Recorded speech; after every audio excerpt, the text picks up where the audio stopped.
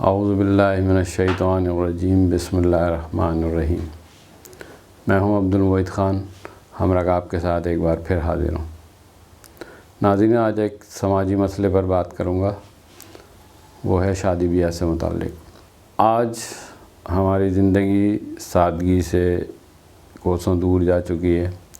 نمود و نمائش اور رکھ رکھاؤ، مصنوعی رکھ رکھاؤ ہماری زندگی کا طرز امتیاز بن چکا ہے۔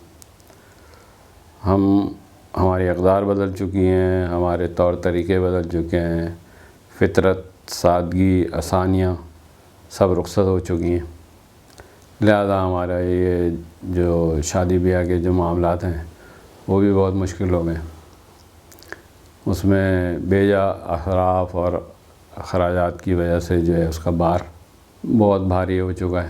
پہلے شادیاں ہوتی تھیں گھروں میں، خوشی خوشی جو ہے دونوں طرف فنکشن ہو جاتا تھا، وہ اخراجات اس کے کنٹرول میں ہوتے تھے، ہمارے ہاتھ میں ہوتے تھے۔ مگر جب یہ شادیاں گھروں سے باہر آئیں تو شادی لانز اور ہالز بننا شروع ہو گئے۔ کمرشلائزیشن نے آسمان چھو لیا، اس کے اخراجات بے تحاشا بڑھ گئے۔ نتیجہ یہ نکلا کہ متوسط گھرانے اس شادی کا بار اٹھانے سے پریشان ہو گئے۔ بچیاں اور بچے جو ہے وہ پریشانی میں گھر گئے۔ آج کل یہ بینکویٹ آ گئے ہیں، انہوں نے تو اور آسمان پر پہنچا دیا اس معاملے کو۔ تو اب یہ حل ڈھونڈا گیا کہ یہ شادی اور ولیمہ ایک ہی تقریب کر لی جائے، اور ولیمہ ریسیپشن کے نام سے یہ تقریب ہوتی ہے۔ اور اس میں دونوں فریقین جو ہیں، لڑکا اور لڑکی دونوں مل کر یہ کر لیتے ہیں۔ تو جن گھرانوں میں مذہب آج بھی حوالہ ہے اور وہ یہ دیکھتے ہیں کہ شریعت اس کی گنجائش ہے یا شریعت اس کی اجازت دیتی ہے یا نہیں، تو وہ دیکھنا چاہتے ہیں کہ یہ بات کس حد تک صحیح ہے۔ تو اسی وجہ سے میں نے یہ عنوان چنا آج بات کرنے کے لیے۔ میں اس میں شریعت کے حوالے سے کچھ معروضات پیش کروں گا۔ ایک ہوتا ہے شریعت کا حکم۔ شریعت کا ماخذ ہے قرآن اور سنہ۔ دوسری چیز ہوتی ہے شارع کا منشا۔ شارع ہے باری تعالیٰ کی ذات۔ تو اللہ تعالیٰ جو حکم دیتا ہے اس حکم کے پیچھے ایک منشا ہوتا ہے، اس کی رضا ہوتی ہے، وہ آپ سے چاہتا کیا ہے، اس کو کہتے ہیں منشا۔ تو اگر ہم حکم تو لے لیں مگر شارع کا منشا نہ جانیں تو اس کا نتیجہ یہ نکلے گا کہ ہم اس حکم کو تو شاید زندگی میں اپنے اختیار بھی کر لیں، مگر اس کی حکمت، اس کی مصلحت اور اس کے اندر موجود جو ہمارے لیے خیر و عافیت کا جو خزانہ ہے وہ ہم تک منتقل نہیں ہوتا، صرف اس وجہ سے کہ ہم اس میں شارع کا منشا اس پر غور نہیں کرتے۔ تو میں آج اسی حوالے سے بات کروں گا۔ ہم سب جانتے ہیں کہ حضرت آدم اور حوا سے ہماری انسانی ذریت چلی، آدمی کی ذریت چلی۔ مرد و زن پیدا کیا اللہ نے، اور ان کے درمیان فطری کشش، فطری میلان رکھا، اور اس کے لیے ایک آسان رستہ جو ہے اس کے مرد اور زن کی قربت کا اور اختلاط کا نکاح رکھا، نکاح کو حلال قرار دیا۔ کہ برخلاف جو دوسری صورتیں ہیں مرد و زن کی ملاپ کی یا ملنے کی، ان کو ناجائز قرار دیا۔ تو اب شارع کا منشا یہ ہے کہ نکاح جو ہے آپ کی سوسائٹی میں آسان ہو، اور اس کے برخلاف دوسرا کام جو ہے وہ مشکل ہو۔ یعنی اب شارع جو ہے وہ نکاح کے لیے سارے راستے کھولنا چاہتا ہے، اس کے لیے ساری سہولت کاری اسی کے لیے، اور زنا کے سارے راستے بند کرنا چاہتا ہے، اور قدم قدم پر پہرے لگاتا ہے۔ اسی لیے مردوں کو غض بصر کا حکم ہوا، اور عورتوں کو پردے کا حکم ہوا۔ پھر آزادانہ مرد اور عورت کی مخلوط تقریب کو جو ہے اس کی ممانعت کی۔ تو یہ سارے راستے جو زنا کی طرف جانے والی تھی ان سب کو بند کرنے کی ایک حکمت نظر آتی ہے، ایک معاملہ نظر آتا ہے اللہ۔ پھر ہم یہ دیکھتے ہیں کہ نکاح کو آسان بنانا اور نکاح کو فیسیلیٹیٹ کرنا کہ جتنی بھی شکلیں ہو سکتی ہیں وہ سب اللہ کو مطلوب ہیں اور یہ سب اللہ کی رضا کا باعث ہوں گی۔ حضور اکرم صلی اللہ علیہ وسلم نے یہ نکاح کے بارے میں فرمایا کہ النکاح نصف الایمان، یعنی نکاح نصف ایمان ہے۔ یعنی اس کا کیا مطلب ہوا؟ اس کا مطلب یہ ہوا کہ آپ کی ازواجی زندگی پوری کی پوری عبادت ہے۔ یعنی ہمارے پاس کیا تصور ہے عبادت کا کہ شاید ہم نماز روزے کو ہی عبادت سمجھتے ہیں، مگر اللہ کے رسول کیا فرما رہے ہیں؟ اللہ کے رسول فرما رہے ہیں کہ النکاح نصف الایمان، یہ نصف ایمان ہے، یعنی آپ کی پوری ازواجی زندگی جو ہے پوری کی پوری عبادت ہے۔ اس کا مطلب یہ ہے کہ آپ اگر ازواجی زندگی اللہ اور اس کے رسول کے مطابق گزاریں گے، ان اصولوں پر گزاریں گے، ان قواعد پہ گزاریں گے جو اللہ نے مقرر کیے ہیں، تو آپ کی پوری زندگی عبادت ہے۔ اب پوائنٹ کی بات یہ ہے کہ آپ کی جتنی عبادات ہیں، جن کو ہم عبادات کہتے ہیں، ان کی سب کی ٹائمنگز ہیں، وقتی ہیں۔ وہ نماز 5 وقت الگ الگ ٹائم پہ پڑھی جاتی ہے، آپ آدھا گھنٹہ رکھ لیں ایک نماز کے لیے، اس کے بعد روزہ سال میں 1 مہینے کے لیے آتا ہے اور وہ بھی صرف دن کا ہوتا ہے، رات میں آپ کھانے پینے کے لیے وہ ہوتے ہیں، آزاد ہوتے ہیں۔ زندگی میں ایک بار آپ حج کر لیں، اگر وہ بھی اس کی بھی کنڈیشنز ہیں، اگر آپ کو استطاعت ہے وہاں کے اخراجات اٹھا سکتے ہیں آپ، اور وہ اتنی صحت ہے آپ کی تو آپ پر فرض ہے، ورنہ نہیں۔ زکوٰۃ سال میں 1 دفعہ۔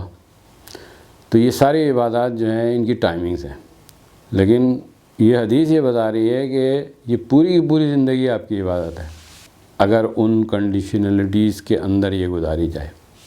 بہت مشکل کام نہیں ہے، یہ بہت آسان کام ہے۔ یعنی اس SOP کو آپ فالو کریں جو اللہ نے ازواجی زندگی کے لیے دیا ہے، بس کچھ بھی نہیں کرنا آپ کو۔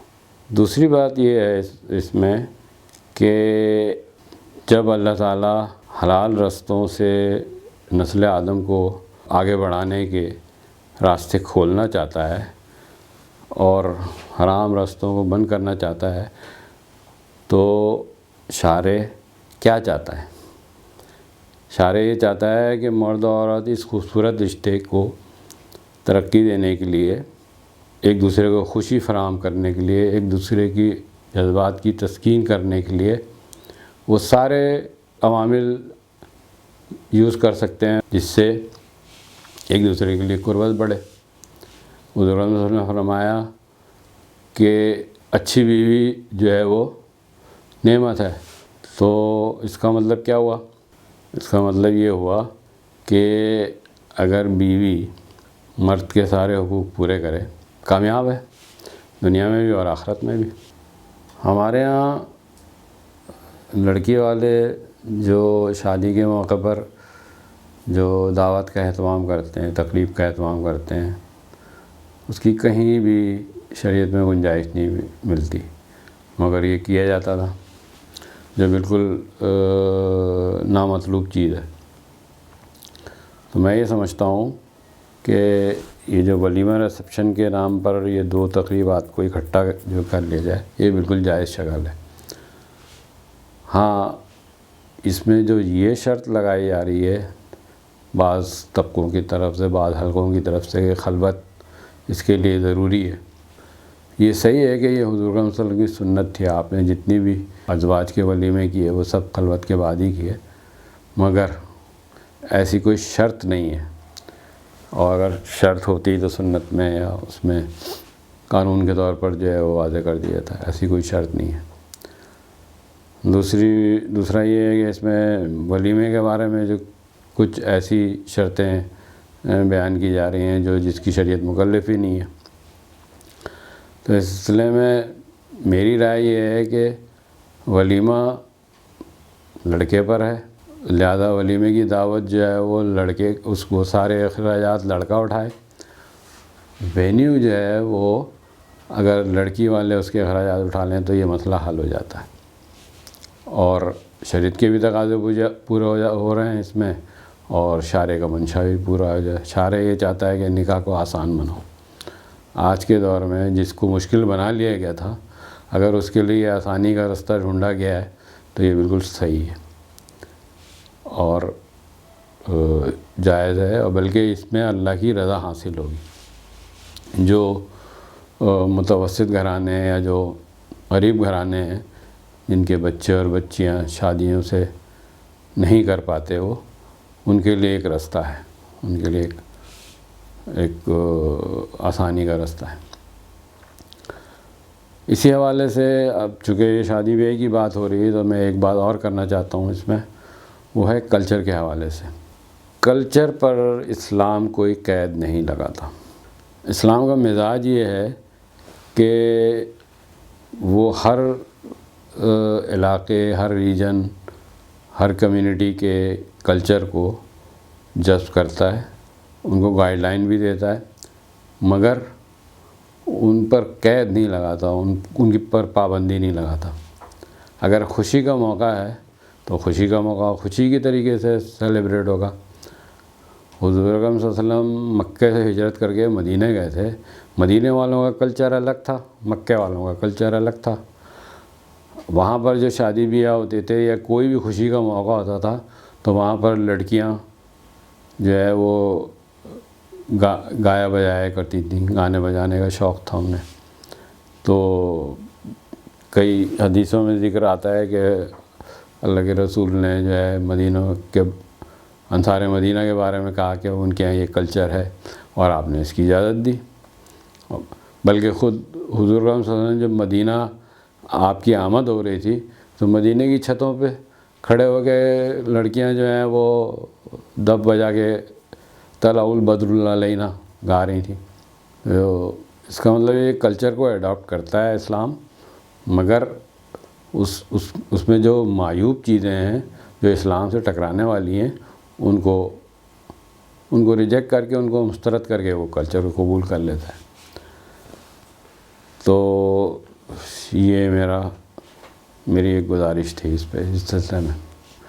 میری خواہش ہے کہ میری اس گزارش کو جو ہے وہ انڈرسٹینڈ کیا جائے اور اس کو سمجھا جائے۔ نکاح کو آسان بنانے کا جو ایک صورت اختیار کی جا رہی ہے اس کو عام ہو جائے وہ، تاکہ جو ہے ایک بلا وجہ کی جو رکاوٹ اس معاملے میں وہ دور ہو جائے اور بہت سارے لوگوں کا بھلا ہو جائے۔ وما علینا الا البلاغ۔ آپ سے اجازت چاہتا ہوں، انشاءاللہ اگلی ویڈیو میں ملاقات ہوگی۔